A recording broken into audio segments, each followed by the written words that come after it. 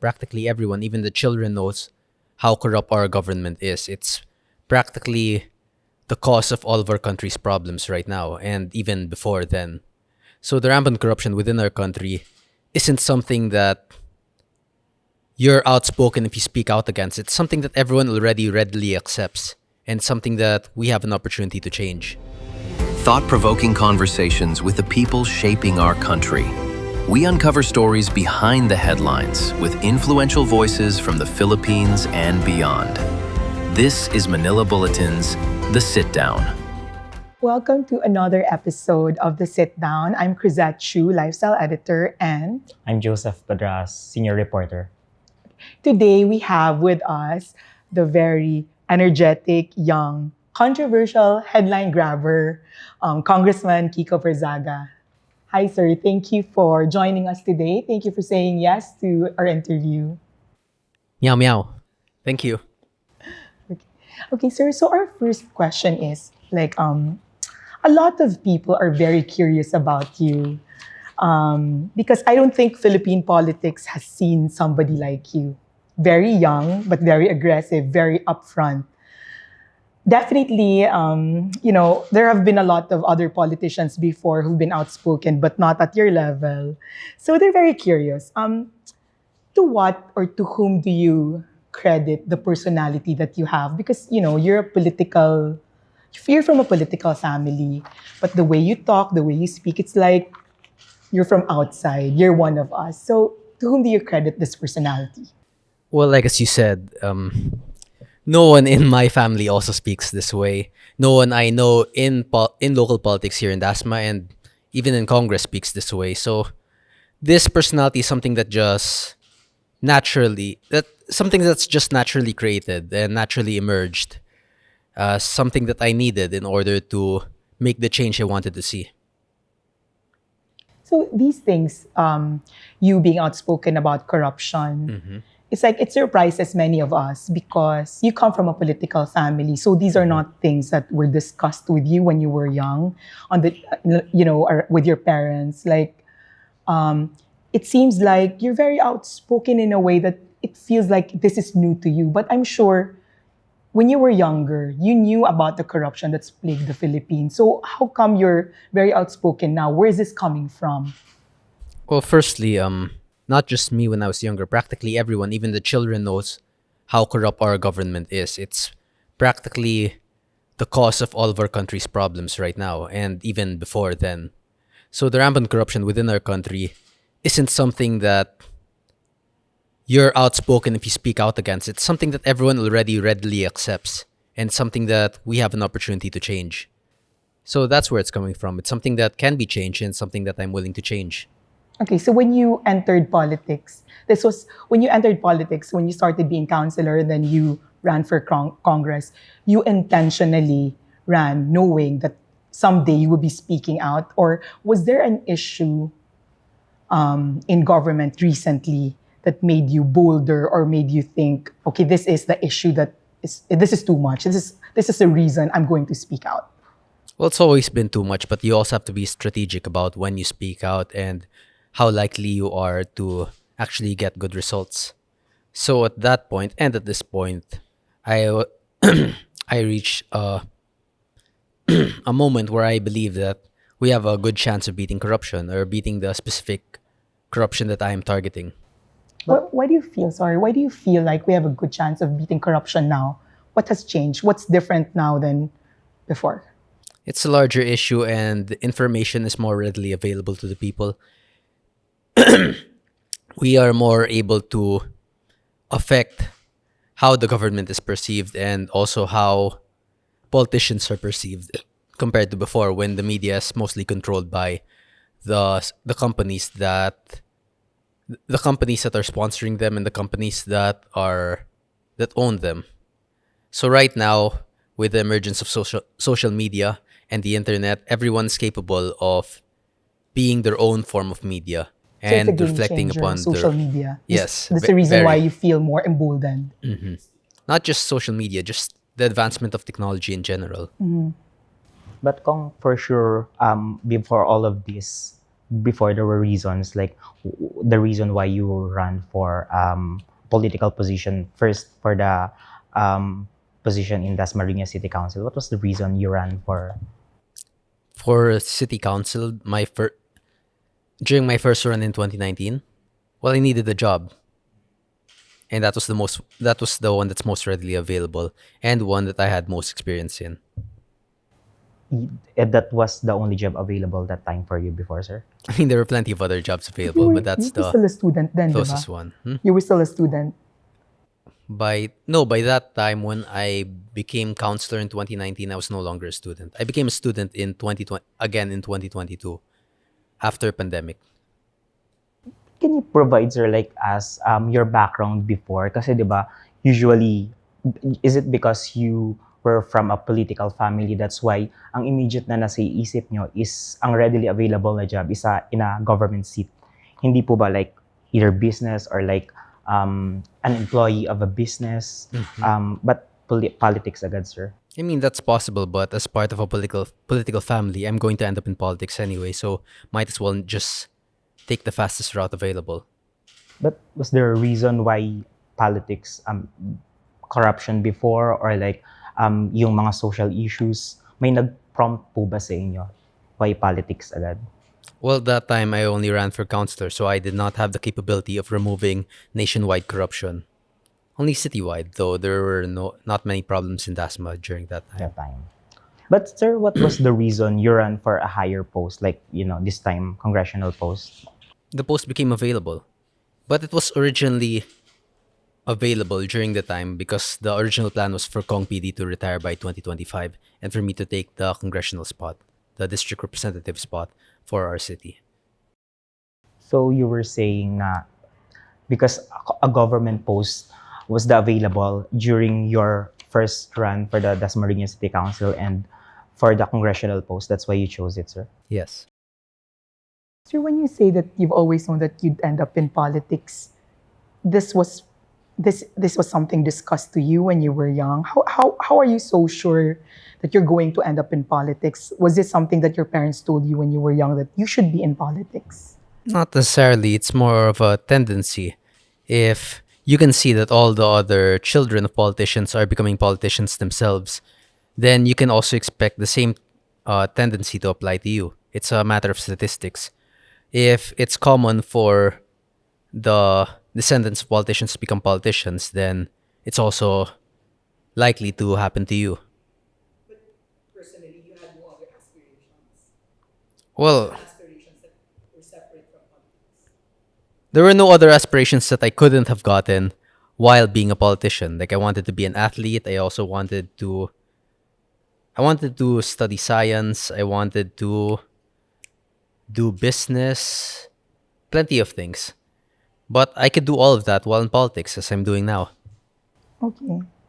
So, you were saying that you weren't studying when you decided to run for a council seat.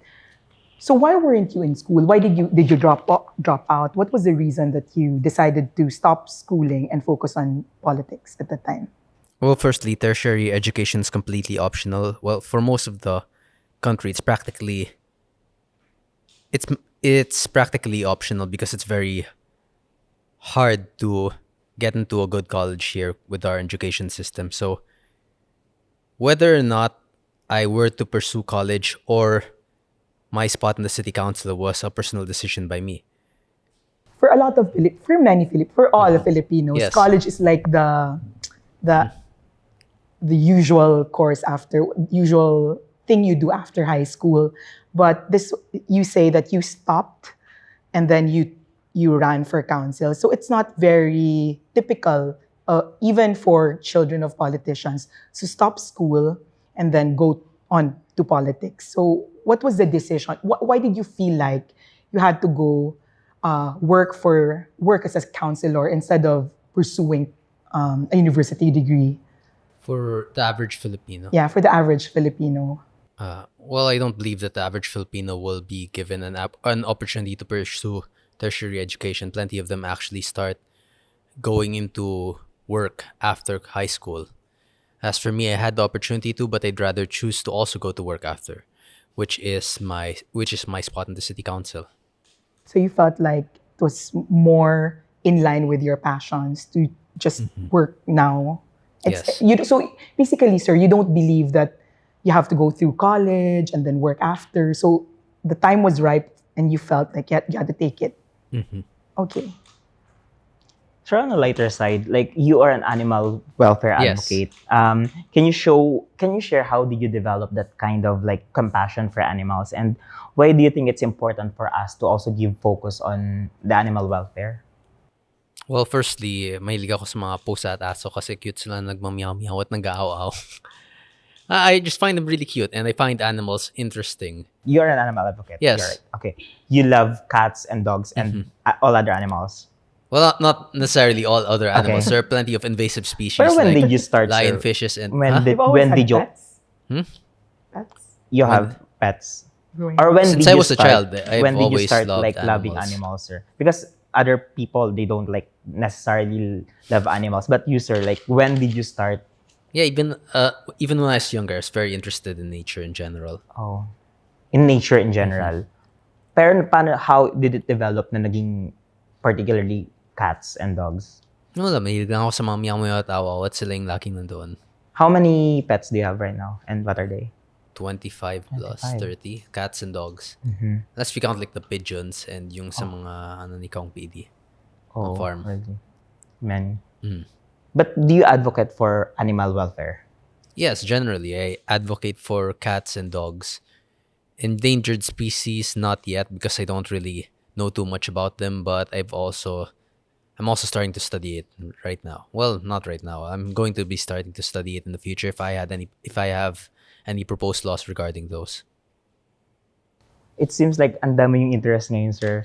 Like, because there's an interview I watched with you na you also plan to taking veterinary course. Tapos business something.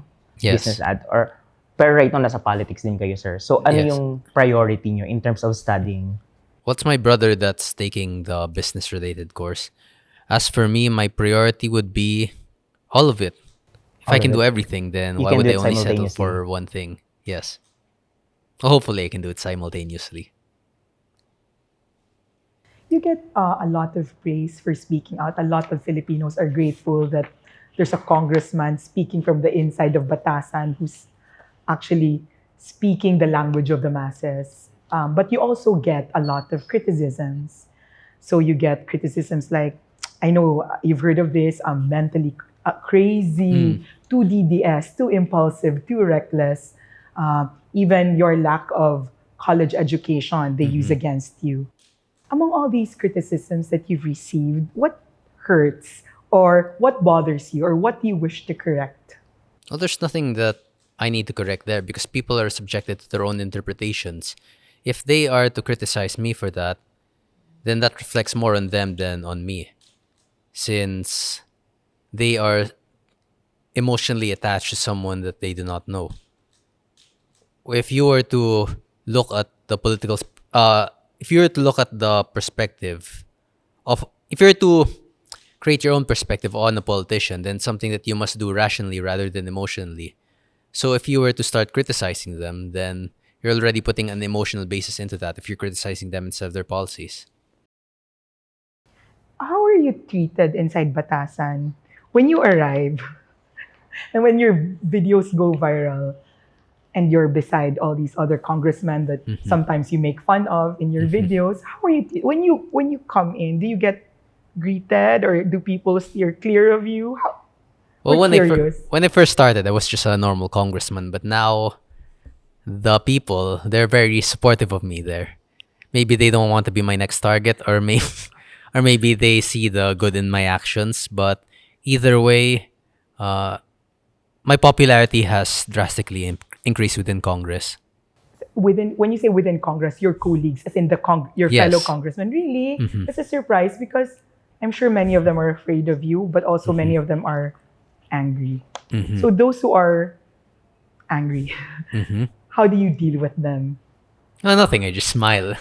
I say So hi. they refuse to talk to you. Yeah, they do. So what's the dynamic like inside Congress when you're there? Because you've gone against the powers that be, you have not gone against like the other regular congressmen, but the ones that are, Martin Romualdez, Sandro Marcos. So what's the dynamic like inside Congress? Well, they see that if I could destroy the reputations of the strongest congressmen, then I could easily destroy the reputations of much weaker congressmen. So plenty of them are either afraid or supportive. Supportive in that they see that I may be the hope in fixing the image of the house, because even them, they are negatively affected by that. Whenever they go out into public, or even their families, their children are being bullied in school, and they see that if I can fix the House of Representatives from within, then that might solve their problems that they're facing in private due to the response of the people to the corruption within the House of Representatives. And the others, they just don't want to be involved in the flood control anomalies, and I just involve random people. So they're just hoping that they don't become my next target. Sir, how do you assess your behavior inside the House of Representatives? I mean, considering there's an ethics complaint against you. Well, I'm still clear of any theft of the people's money, so that's the best part. But how do you assess it yourself? What do you mean? How do you assess yourself? Um, do you believe you have an unruly behavior inside the House of Representatives, sir? Well, if there is an unruly behavior, then, or unruly or disruptive behavior, then that would still be good. If anything, that would be better, since if the house is stealing from the people, then disrupting that theft is an act of good. There was a hearing, an ethics hearing. There was a hearing in the House of Representatives about the ethics complaint against you, sir. But you were absent that time. Yes. You said because you played video games the night prior. Yes. But sir, isn't it the time? Why didn't you make sure that you would attend? You would be able to attend that hearing for you to be able to defend your name, or like explain your side why you were acting that way, or like, regarding to the complaint against you. Well, I did make sure I was just I did make sure I was just too immersed in my games. But isn't it part of like you as a congressman, you should do like due diligence, or like you should make sure that you would attend to your responsibilities, attending the hearings. Well, I mean, if you look at the congressmen now, everyone's just practically stealing as much as they want. So what due diligence can we expect from the House of Representatives? It is an establishment which no one has any expectations from. A congressman could steal 100 billion pesos now, and the average person would just think that's normal. They won't be any significant outrage, because that's already what we are accustomed to. But as a neophyte lawmaker, sir, as a younger new generation right now, isn't it time for us to like introduce a new behavior, a more ideal behavior for a congressman? Do you believe in that, sir? A new Like, ideal since behavior. you belong now to the new generation of congressman, you belong to the younger generation. Isn't it time for us to show to the Filipino people that we should be tayo yung magiging model ng isang tamang congressman? Yeah, but if you also look at the new generation in Congress, it's not just me. There are plenty of very corrupt people in the new generation. There are people like, what's that? Andrew Romualdez, Martin Romualdez' son, who is very silent on his father's issue. He has not made any statements regarding that, and he's been very quiet. So, directly assuming that just because a new congressman like me is in Congress doesn't necessarily mean that there are no more horrible people there. I mean, if anything, the next generation of thieves are already there. Martin Romualdez has 2 family members within Congress already, his wife and his son.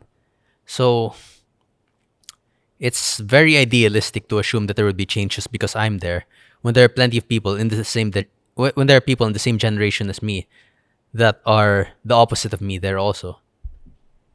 So do you feel like it's an uphill climb for you while you're there in Congress? When you look at your colleagues, you're saying that hindi lang dahil nandyan ka that things will change. So how do you see your role in Congress? If you think that by you being there is not enough to change Congress, what role do you see yourself in? Like how is your outspokenness going to change things? Well, whether or not it changes things, I would still find some form of success either way. Because firstly, if it were to change, then that would be good for the Filipino people.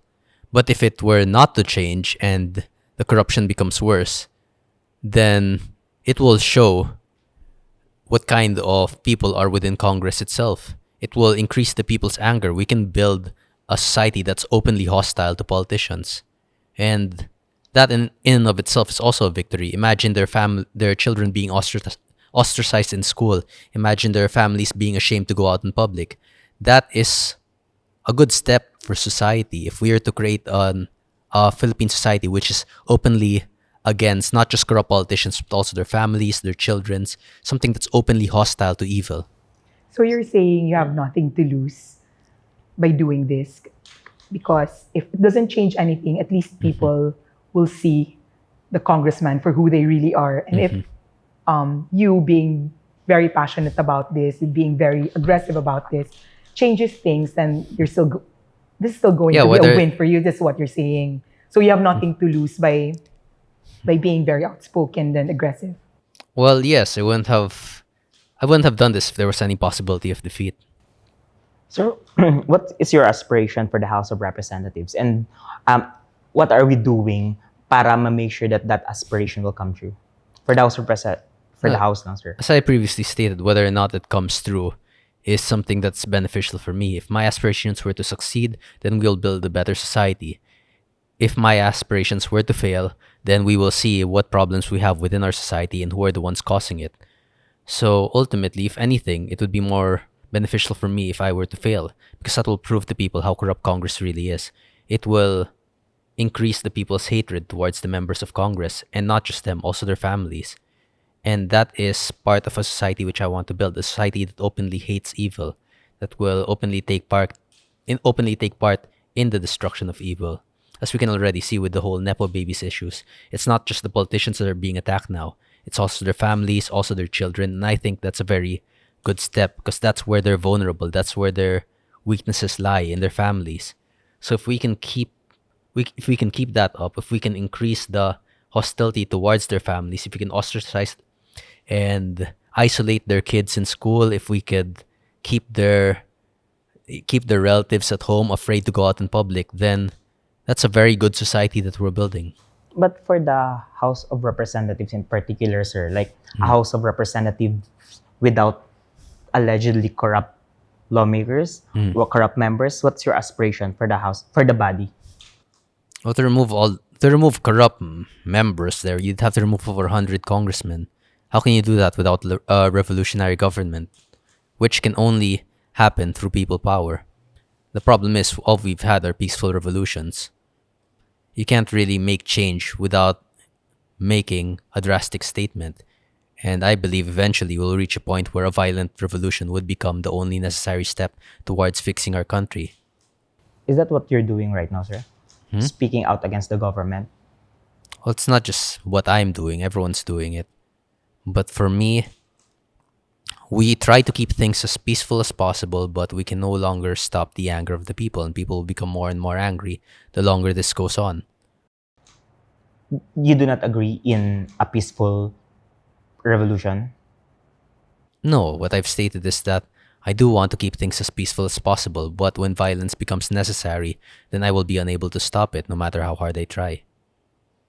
And am I'm not necessarily open to that, but I would rather prefer not for it not to be violent, but we cannot stop if it reaches that point. We're not the ones deciding anymore. It's the people that have been stolen from. That's who would be deciding. And once we face economic collapse, once we face a point where mere imprisonment of corrupt officials would not be able to save the reputation of the government, then the only resulting action from that would be either a war, would be either a civil war or a violent revolution against the government. Sa Congress, sir, there are significant bills ba that you already filed? Yes, the VAT abolition bill, pero ayaw nilang mawalan ng VAT kasi it's a very big source of income. But why did you propose it, sir? Why did you propose the abolition of VAT? Well, actually, I made a whole speech about that, but the primary reason is that yung VAT kasi, it affects everyone, no matter your status. So for example, ikaw, pag may property tax ka, they cannot tax you on property without you first possessing property, which is an indicator of wealth. For your income tax, they cannot tax you for income without first having a regular source of income, which is also an indicator of financial stability. Eh, yung problema naman sa VAT, kahit like, even if you're just a kid buying at the convenience store, you're also subjected to value-added taxation. Practically everyone is subjected to that. And yun yung pinaka malala doon. And it's the first thing that they increase, which is Pero saan tayo horrible. kukuha ng funds, sir, kung nawala ng VAT? What do you mean, saan tayo? We don't need to get more funds. We just need to stop stealing money. VAT only accounts for, as per the 2024 collection of the BIR, 800 billion lang yun, di ba? But how much the politicians steal? 1 to 2 trillion. 800 billion is is less than 2 trillion. You can have 0% VAT. If politicians stole nothing, you can have 0% VAT and still have 1.2 trillion extra. And the biggest problem here is that a member of the House of Representatives can steal 0 pesos and still be part of the top 1% just based on their income alone, since since average congressman makes a salary of around 300,000 per month. That already puts you in the top 1% income class of the Philippines. So apparently, sir, you have strong conviction in abolishing VAT. Then why don't you like pursue it in the I already Congress? pursued it. I filed a bill. You will fight for it. Yes, I already filed a bill regarding that. Sir, in the previous Congress, lawmakers were eyeing to pass a measure regulating social media, defining fake news and imposing penalty on it. For those spreading it, do you support that? Fake news. Well, that really depends on what they define as fake news, because the problem is when the state starts to define fake news, then it can also define dissent as fake news. So what type of support would that garner? Who determines whether or not something is fake news? Because if you were to look at the official statements that there were no incriminating evidence in the DPWH fire in QC. If you're to state that there are incriminating evidence, that would be fake news. So what are we going to assume? That there was nothing, that the fire there was purely coincidental? That would be the problem. Once you allow the state to determine whether or not something is fake news, then you also allow them to determine what the narrative is. You allow them to destroy evidence regarding corruption. But my question, sir, is would you support the move of the House to come up with a measure that will define fake news, that will penalize fake news, that will regulate social media? Yeah, exactly as I previously stated. It is determined by what would be within that law. And as far as I'm concerned, I am not in favor of regulation of social media, because it's not something that they can regulate.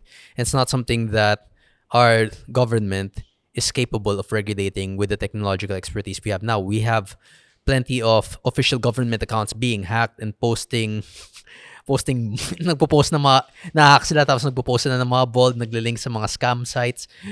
When you have those types of people in our government, how can you expect them to be able to regulate something like social media? Would you support any congressional move to come up with a measure that would define fake news and penalize it? Yeah, firstly, it depends on what their definition of fake news and penalizing it, and what penalties they would make for it. So it's very hard to make an official stance on this, because while we can be against fake news, we also have to determine what fake news is. And in a hypothetical bill that is not stated on what the definition would be, it's very hard to say whether or not I would be in favor of it. Sir, may sinabi kayo na you were calling for the abolition of the Philippine Coast Guard. Yes. Kasi nakikisali sila sa affairs ng alleged China and Taiwan. Sir, why did you say that? Why did you call for the abolition of the Philippine Coast Guard? Well, firstly, the China and Taiwan affair is not something that we have any active part in. If anything, the Philippines officially recognizes Taiwan as part of China. We have an official stance of a one China policy. And it's not just us. Also, the United States has the official stance of one China policy. It's not something that we have any economic or political diplomatic interest in. So we have to keep ourselves as far away from that as possible. The PCG are very interested in that. I don't know why, but they should also not meddle in that, as it can only serve as a detriment to the Filipino people. But to the extent, sir, of abolishing them, like Yes. considering that they're the front line of our fight over sovereignty in the West Philippine Sea. Yes, but like, are they winning? If they're at the front line of our fight and all they're bringing back are injured crew members and getting attacked by water cannons, then why do we keep them? What do we gain from that other than international embarrassment? Vietnam and China have powerful water cannons. Why can't we do the same? Unless it's either there's a lack of funding for the PCG, which we can see is clearly not true, or there are thieves within the PCG, which is a very big possibility, as with all other agencies in our government.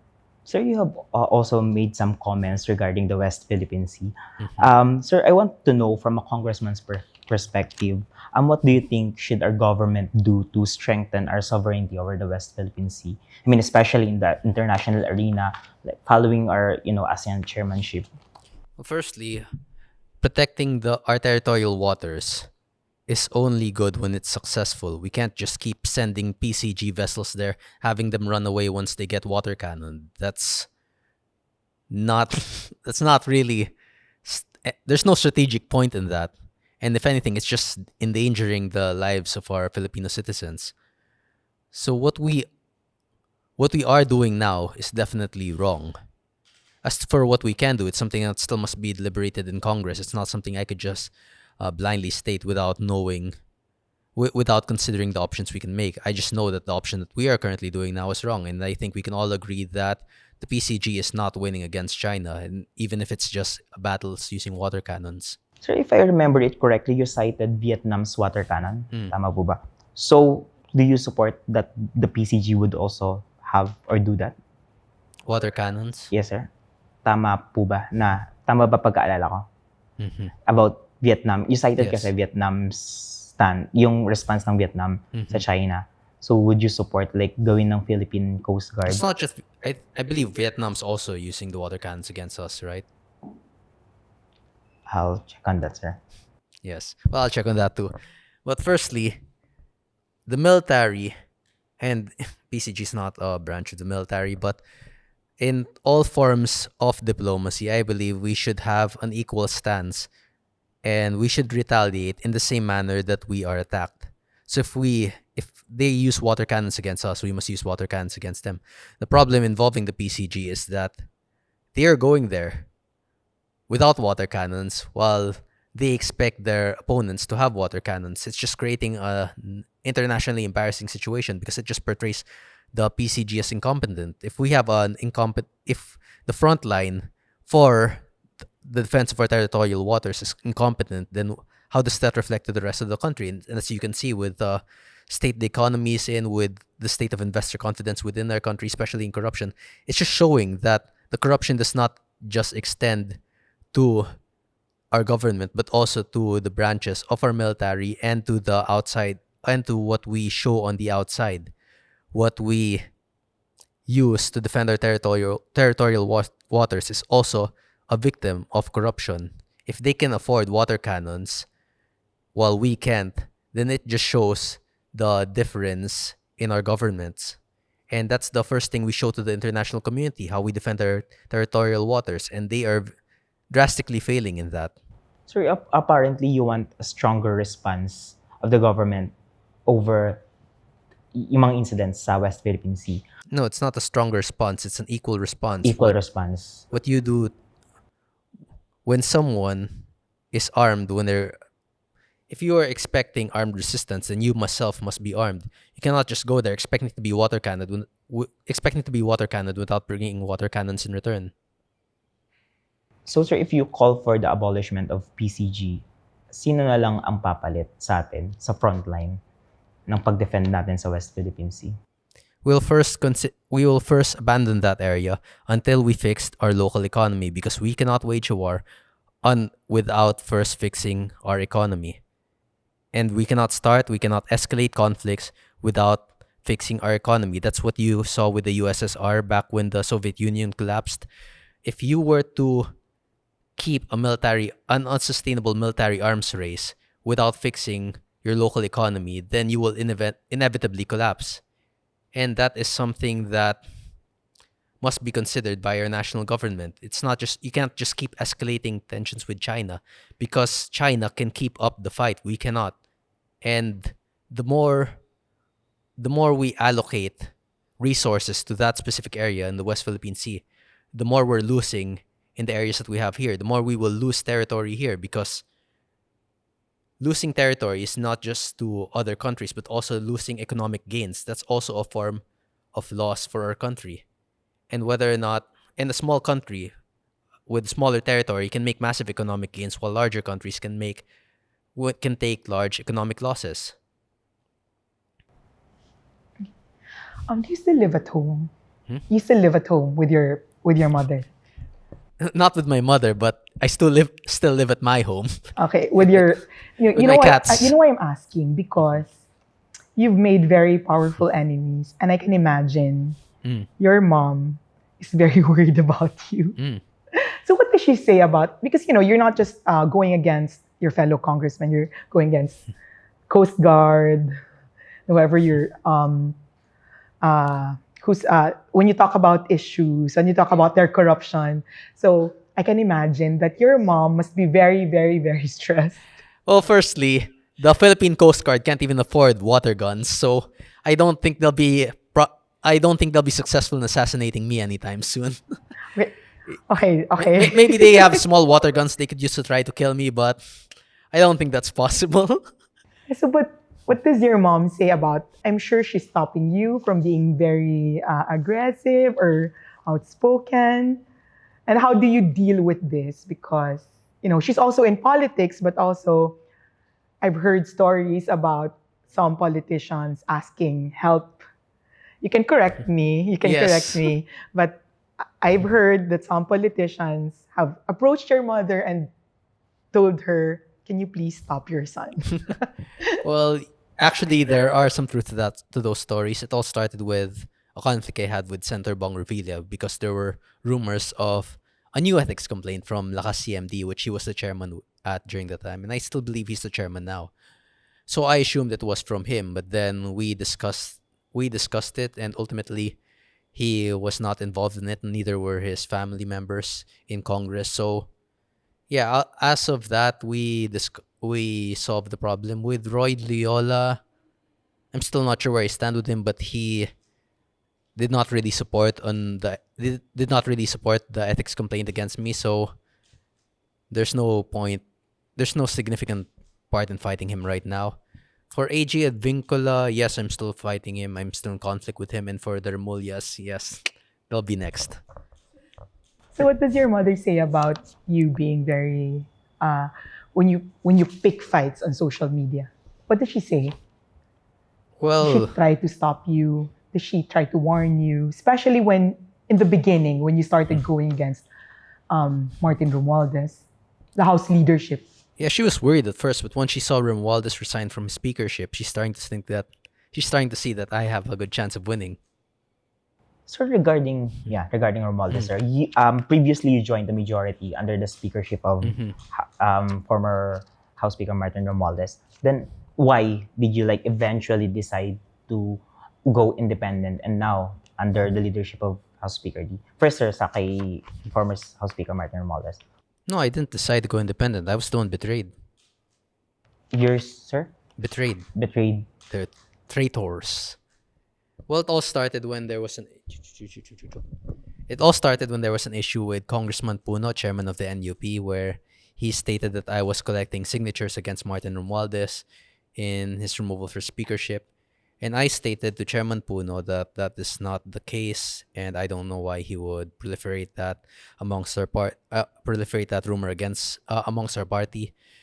And then afterwards, I showed them that if I wanted Romualdez removed, this is how I would do it. Okay, and so that's how I removed Romualdez from the speakership. So eventually, let me rephrase my question, sir. From under a majority, basically supporter ka ng supporter. If you belong to the majority, you support the speaker, right, sir? But eventually, you decided to go against him by allegedly yung ma-remove si House Speaker? Yes. No, but the original rumor had no substance. It was not true that I was collecting signatures against Speaker because that's not how I handle my conflicts. And it's deeply insulting that someone who is my ally at the time, Chairman Puno, would insinuate that that's how I would do that. And so I showed him that if I wanted Romualdez removed, this is how I would do it. And so once I removed Romualdez, all I had to do was to remove Chairman Puno. But then Marcos and Romualdez were being hindrances to that. So now I have to remove Marcos and Romualdez as well. Eventually you were part of the majority, but why eventually naging against ka kay Yes, Speaker originally I Romualdez? was part of the majority, and then there was an issue with Congressman Puno, chairman of the NUP, where he stated that I was secretly collecting signatures to remove Martin Romualdez that I found that very insulting, especially considering he was the chairman of our party and a close ally of mine during the time. So I stated that this is how I would remove Martin Romualdez if they truly accuse me of doing so. And so I removed Martin Romualdez to prove my point. After Romualdez was removed, all that's left was to remove Chairman Puno. But then Marcos and Romualdez are becoming hindrances to that issue. So now I have to remove President Marcos and Romualdez from Congress first. But you did not. You were not collecting signatures. Yeah, it was not. You were not. But if you would, if you would want him to remove, that's what you're gonna do. No, I told him that because the problem here is that collecting signatures from the sidelines or behind people's backs, that's a move for cowards.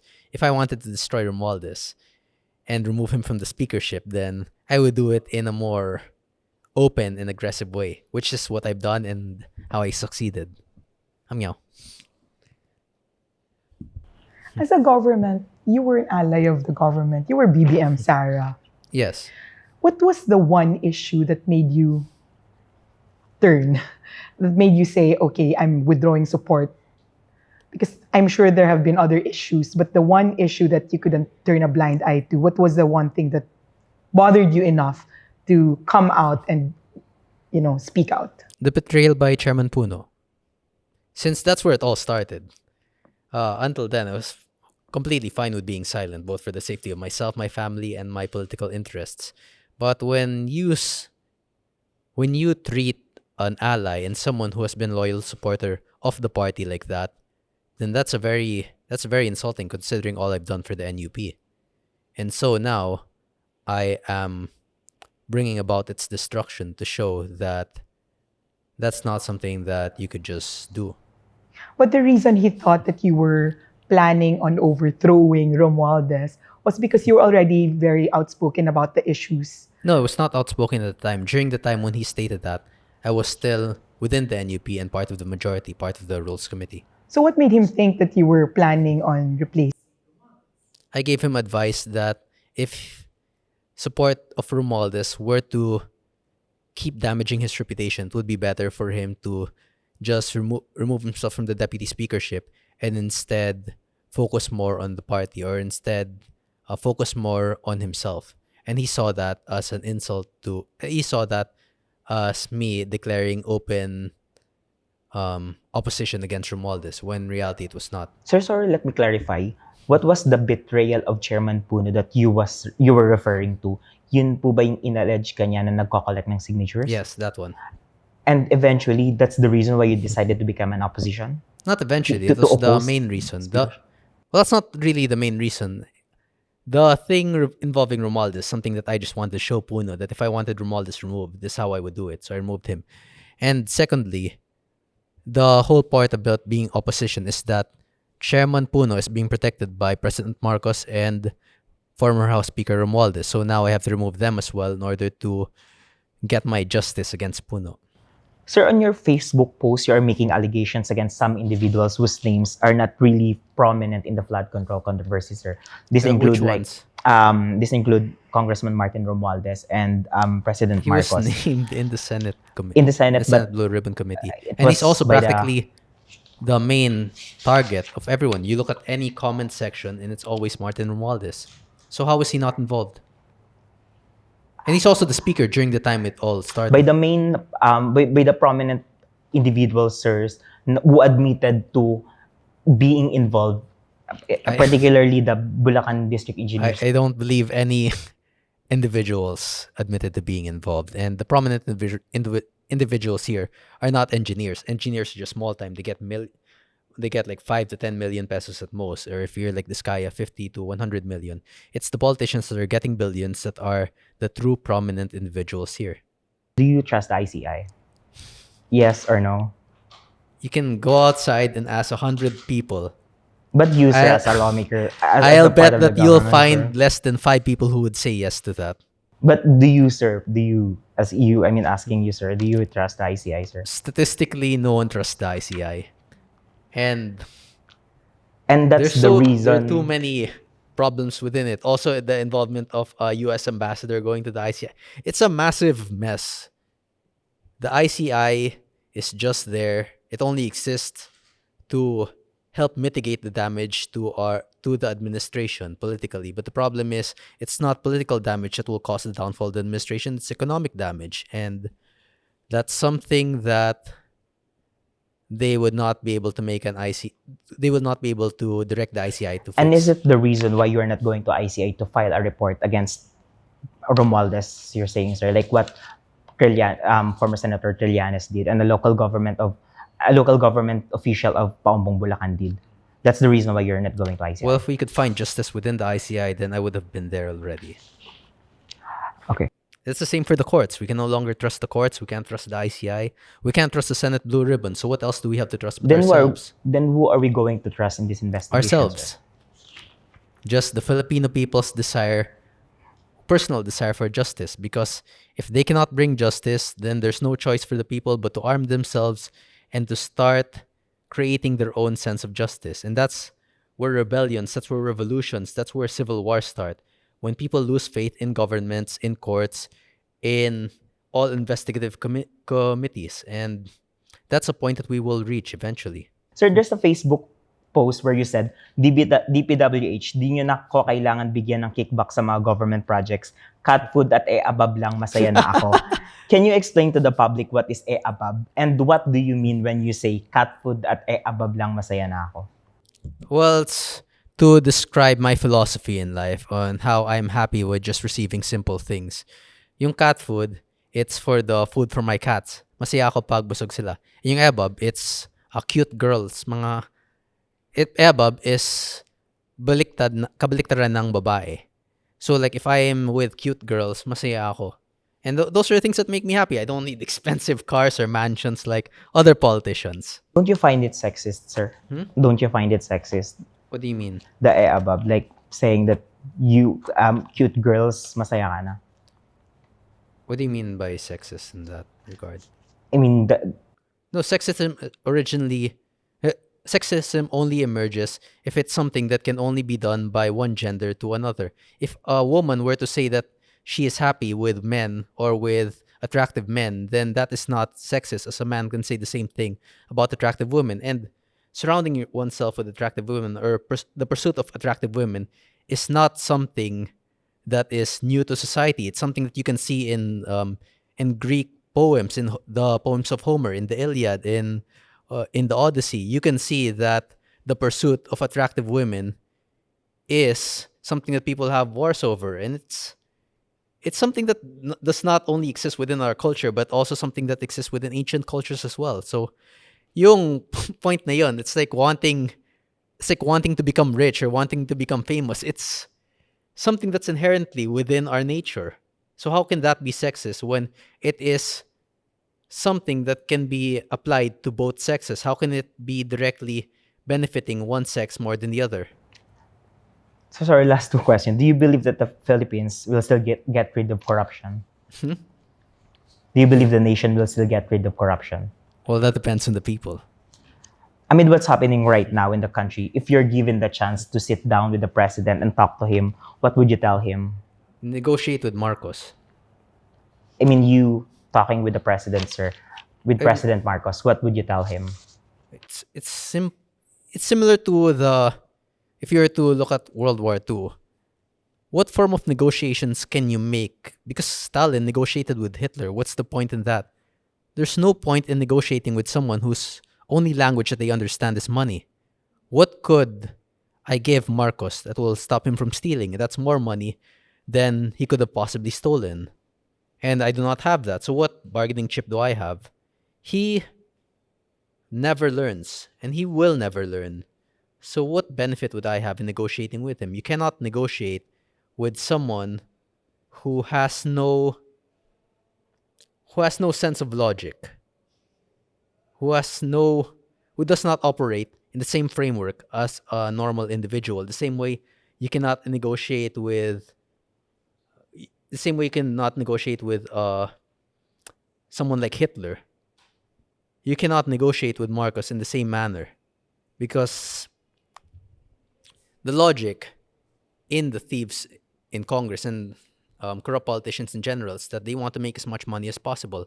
The only way you can do that to stop them from stealing is to give them more money than they could have gotten than if they stole from the people, which is like being a rich businessman. If you could give them billions instead of them stealing hundreds of millions from the government funds, then that is a form of negotiation. That's a bargaining chip. I don't have that kind of money. I don't have enough money to bribe Marcos into being a good person. So the next best thing is to remove him.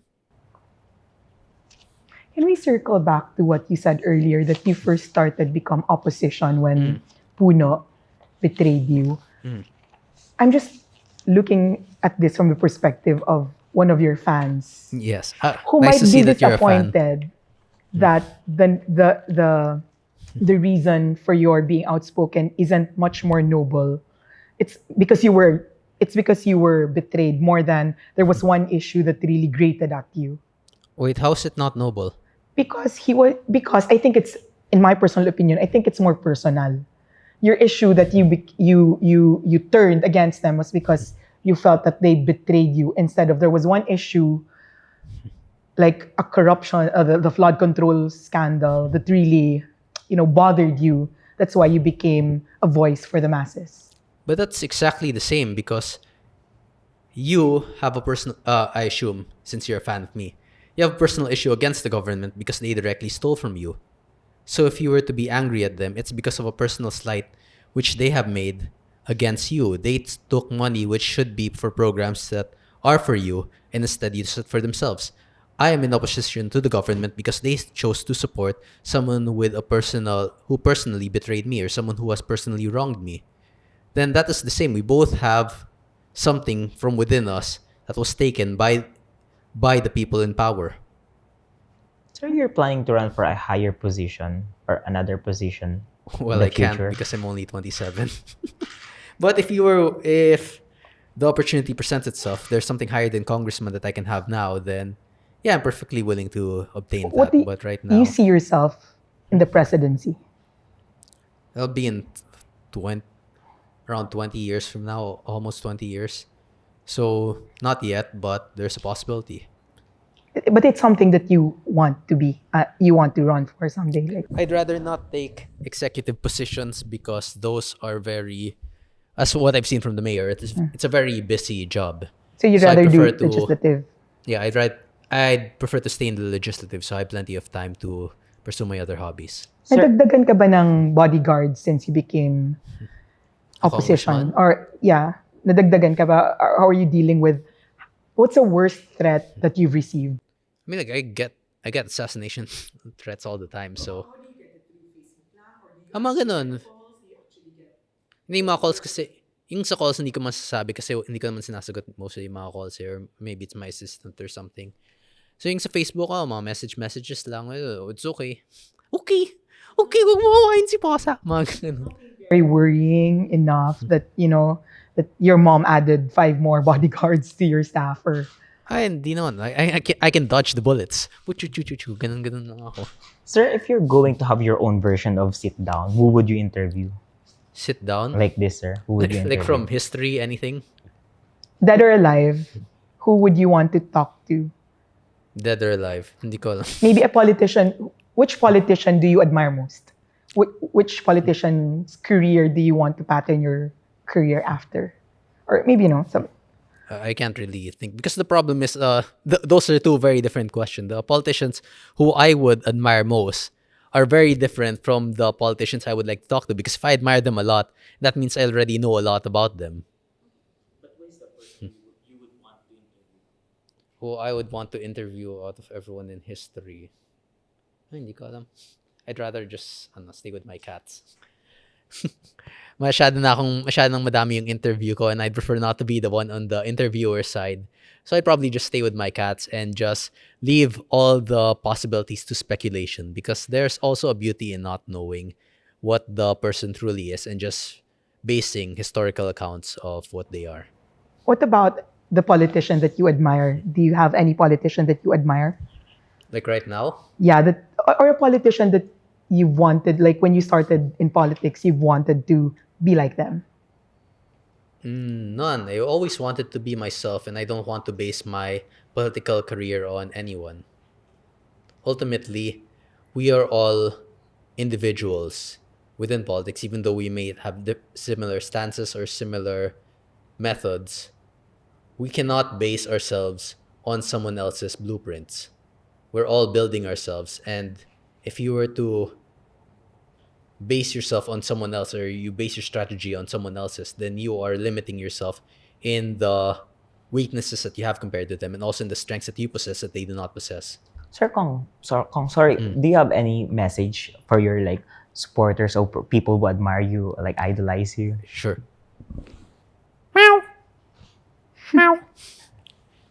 Yun lang. That's all, sir. Yes. Thank you very much. Okay, Kong thank you. Barzaga, Thank you, for sir. your Thank you. time. Thank you. you.